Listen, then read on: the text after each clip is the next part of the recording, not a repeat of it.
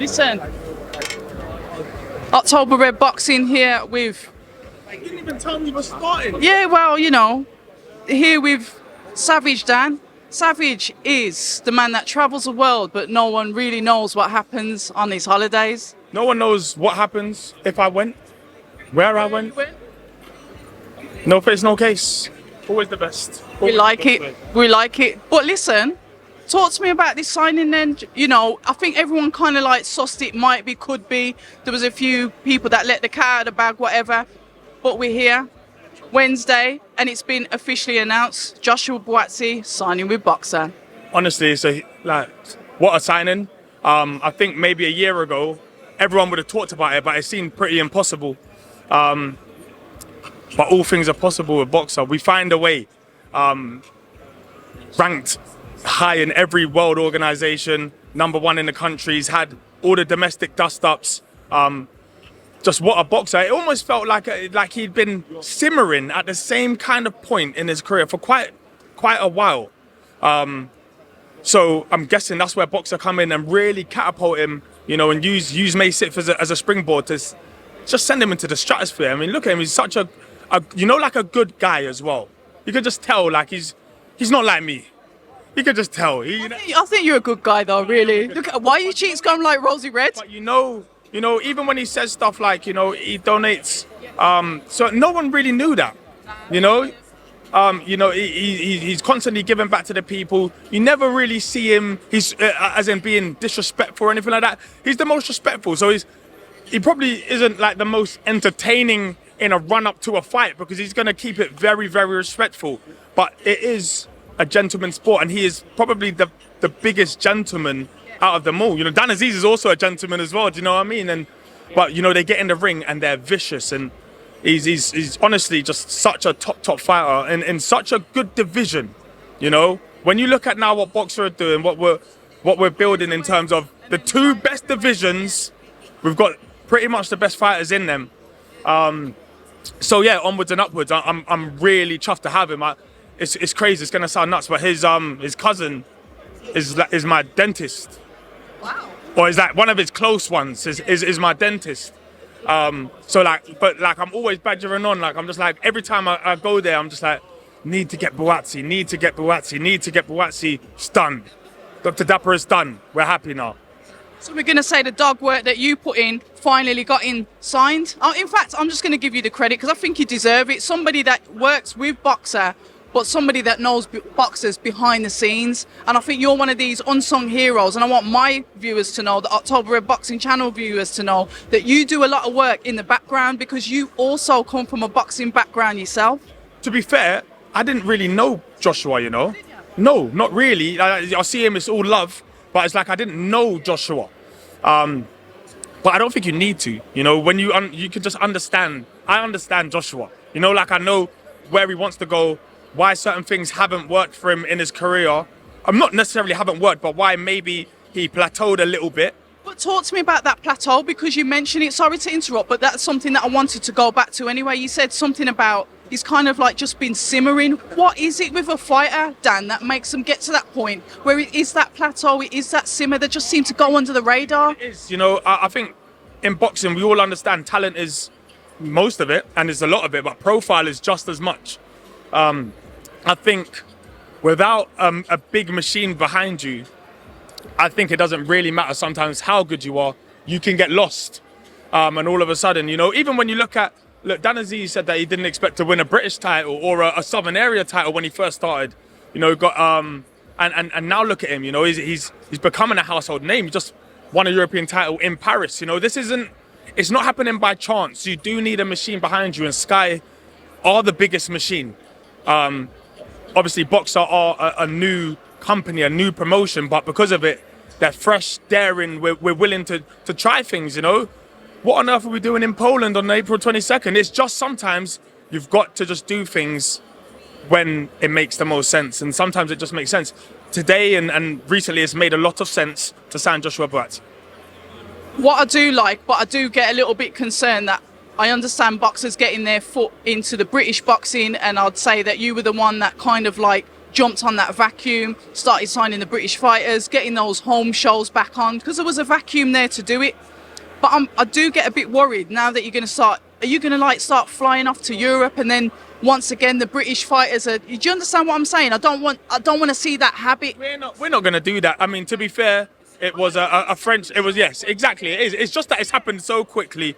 We've only got 3 fighters on the show in Poland, to be fair, but it's an opportunity to be able to use connections that boxers have made in the last year, you know. And I think sometimes boxing does suffer when people don't work together and be like, oh no, we don't want to go to France, or you know, it's very easy to say as a fighter even, I don't want to go and fight in Poland. Why would I want to go and fight in Poland? I'm happier to do it in the O2. And I think sometimes you need to take people a little bit further out of their comfort zone. And us, you know, we're not necessarily the lead promoter on this, but this is how it goes. I think you've got to make friends, make relationships, and it will all make sense when it all comes together. We're still going to do 95% of our stuff here. And that will never stop, you know. We've got shows. We just announced the May 6th. We've obviously got the May 25th. There's others that are coming as well that will be announced shortly. So, yeah, like we're here.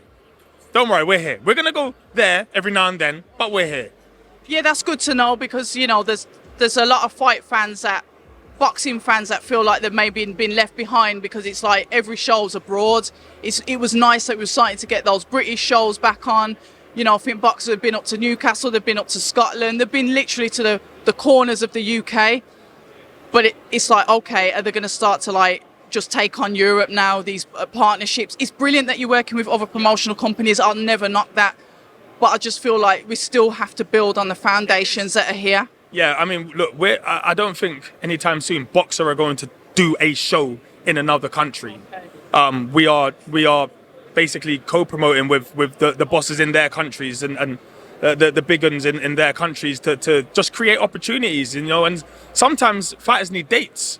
You know, over the last year, we have developed the hugest roster, but we've got quite a lot of fighters at similar stages of their careers, 5, 6, 7, 8, 9, and I know, where they need to have, you know, you don't want to be 5-0 fighting 3 times a year, you know.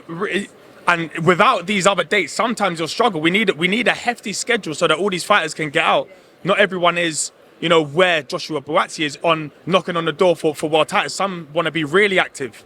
Well, it's a good point that you've made there, Dan, because a lot of people that, you know, the British public, the British boxing fans, I mean, literally, I've been blocked because I've said Joshua Buatsi is #1 against other fighters, because that's my personal opinion.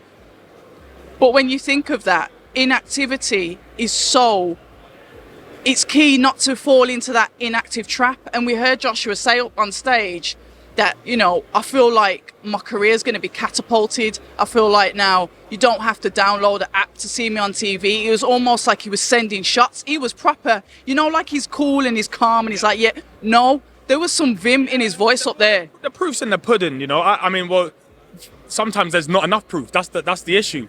But I think anybody that knows UK boxing knows you cannot get better numbers than Sky Sports. You cannot get more viewers than you can get on Sky Sports. You can't get more visibility. You just can't. It doesn't matter what you create and who's on the show and who's on the card. You're dealing with fractions more than you're dealing with the bulk of the UK. Joshua will know that more. I mean, he will have a look at his situation far better than I will. If he's made a decision to come over here, it's because it makes the most sense. And it's not just him. It's been a few. It's been more than a few that have made the jump. And, you know, or when there's situations where you have to choose between one or the other, you choose Sky Sports and Boxer because it makes sense.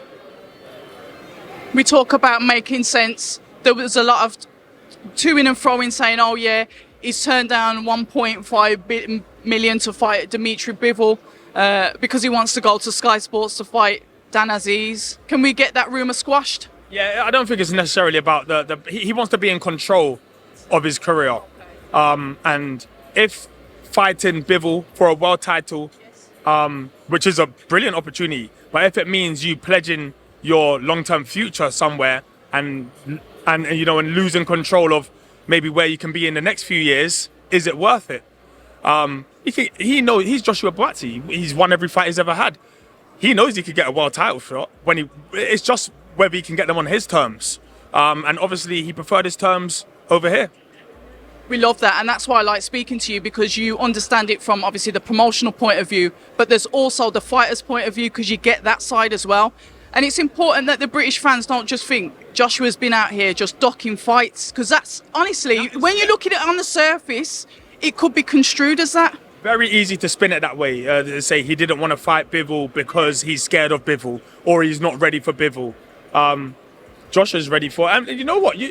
People will ask him and he'll give them the honest answer. Like, the terms have to be right. He's a shrewd businessman. You could tell that by the way I was asking the questions to Ben and how they were answering it. It wasn't simple, even on this side. Can you imagine how difficult it would have been on the other side? Look, he's going to fight for a world title. He might end up fighting Bivol. Who knows? But he is going to. It's going to be. He wants it so that he's in control of his destiny and not that he is shackled to anything. I'm just going to ask you for your opinion. You can answer yes or no, or no, I don't want to answer that. Is there a trend with fighters? Because the only one that's sort of like still, okay, we've had 258, we've had Ramla Ali go a separate, manage herself, or, you know, in her career. She's left 258, however, she still boxes on the Matchroom card. But we've had Lawrence Okoli and now Joshua Buatsi in succession leave 258, but then also come over to boxer. I don't know, is there a trend forming here? What are you lot doing? No, it's not that. I mean, I don't manage anyone. So it's not me, it's not us. I think boxers are now realizing they want to be more in control of their careers. I think that's literally it. You know, a manager or a management company is meant to do the best they can by a boxer, and sometimes it doesn't always work. In not just boxing, in absolutely every industry, in every business. Sometimes it makes more sense to either go it alone or switch to that manager or switch to there because they can offer you this opportunity. But there's definitely like not a situation brewing between 258 and Boxer or Sky Sports or anything like that. I think it's the fighters' choices. You know, like we don't manage the fighters. We have to speak to the fighters' managers and work out what's best for them. But their contract and their situation is purely between fighter and manager. You know, promoters have enough to deal with. They wouldn't want to get involved in that. Yeah, I only ask because the boxing world is an extremely small world, and obviously you're going to be intermingling with different people. But I get it. Fighters are in the position now where they can actually take control of their own career and work out where they want to end up. Yeah. Savage, is there anything else that you want to say before I start scouting around trying to get other people to speak to? Are you okay though? I'm good. Have you recovered from your little yeah? I was back in the gym yesterday. Back in camp. I saw it. Back in camp. Went to the gym this morning as well. I'm going to do another one tonight. I ate a tub of ice cream last night, so just out of nowhere. I can't tell. Anyway, we're back in camp. Back in camp for May 6th. We like it. Back in camp for March 25th, so I've got a week.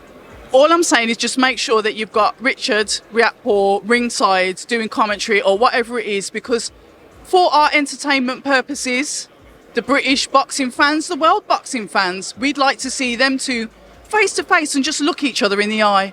You know me, I'm already on it. You know it's happening, so it's fine. The dog work and stay ready combo.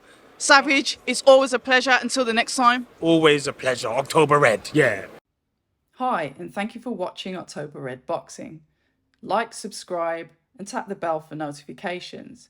You can also find us on Instagram at October Red Boxing and on Twitter, October Red UK.